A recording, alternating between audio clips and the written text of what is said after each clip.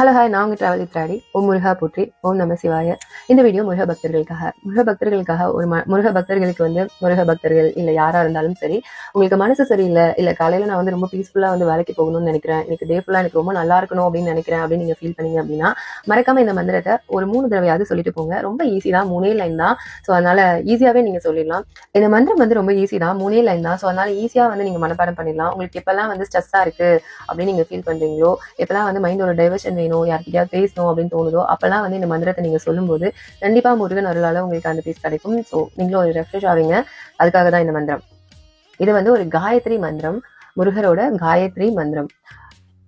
ஓம் தத்புருஷாய வித்மஹி மகாசேனாய தீமஹி தன்னோ ஷண்முக பிரச்சோதயாத். இந்த வரிகளை நான் உங்களுக்கு கீழேயும் போடுறேன். ஸோ நீங்களும் இதை படிச்சுக்கலாம்.